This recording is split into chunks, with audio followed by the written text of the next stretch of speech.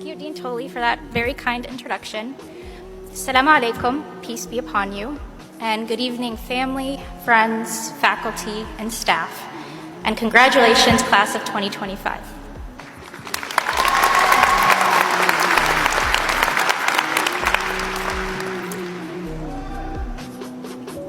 Today marks not just a milestone in our academic journeys, but a moment of reflection on the experiences that have shaped us.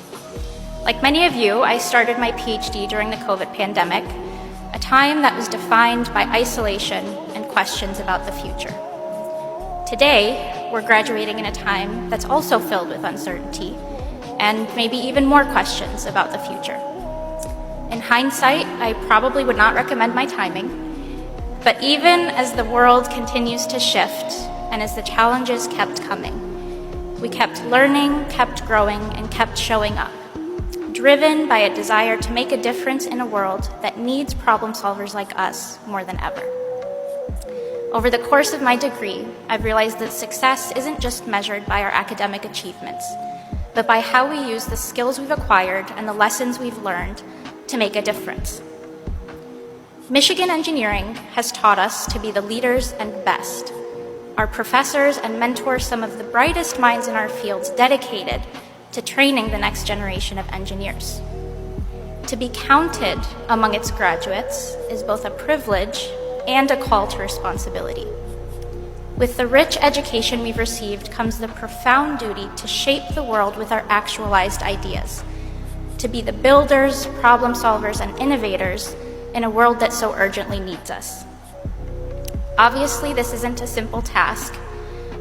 In our fields, we're often surrounded by models and equations and statistics and data points, all pointing us towards what we would like to believe are clear-cut, data-driven solutions.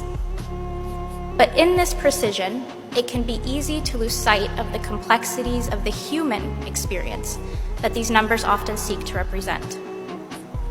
Let's always remember that engineering isn't just about building things or about optimization or efficiency.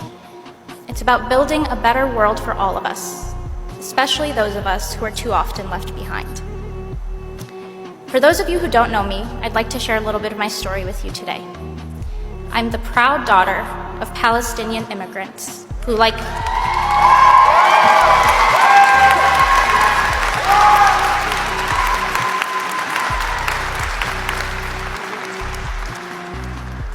many of your parents, or perhaps like many of you, came to this country seeking better opportunities for themselves and for their families.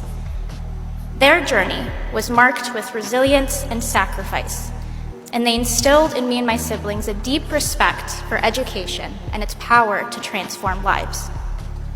I'm also a systems engineer, which means I view the world around me as an interconnected network, and I'm always looking for the bigger picture, for the gaps, for the inefficiencies, and for ways to make things work better. I grew up visiting my extended family in Palestine very frequently, and it was during those visits that I first became interested in healthcare access and how we design our healthcare systems. I watched as my grandfather struggled to obtain medications for his chronic conditions, and as my grandmother unknowingly suffered from colon cancer for 3 years before she passed away. All because they were deprived of access to the routine and very basic healthcare that I took for granted in the US. Perhaps naively, I wondered if there was anything I could do to help, if somehow the system could be optimized. My dream and my purpose became to someday obtain an education that I could use to benefit my people. Today, I'm realizing a part of that dream. The weight of this moment is not lost on me, and I'm very deeply aware of the privilege it is to be graduating with you all today, and to do so in a time when safety has resorted to being a luxury as opposed to a fundamental human right. We aren't just lucky to be graduating from Michigan. We are lucky to be in positions where we can seek more for ourselves. Throughout my time at Michigan, whether through my dissertation research, which focused on addressing disparities in prenatal care in the US, or through my Fulbright research in Jordan, which focused on refugee healthcare systems, I've learned a lot about what it means to design equitable systems. maybe the most difficult realization I came to is that we cannot and should not separate the work we do from the contexts we live in. No matter how well-intentioned we are, there is no optimizing systems that fundamentally oppress, that are unjust by design, or that simply aren't allowed to exist. We are surrounded by systemic issues, both here in the US and abroad, that require systemic and thoughtful solutions. I believe that we're uniquely equipped to be the leaders and drivers of these changes. The choices we make, how we use our voices, and what we stand for will shape the future. And so I urge you to actively and consciously challenge your biases, to always advocate for marginalized voices, especially when it seems daunting and scary, and to always consider the social, economic, and cultural impacts of your work. Let our work be a reflection not of the world as it is, but as it could be and should be, fairer, kinder, and more human. As I stand before you today, I am filled with admiration and pride for all of the remarkable people in this graduating class. I am so lucky to call so many of you my friends. We face challenges that few could have imagined, and we've met them with resilience and passion and hope.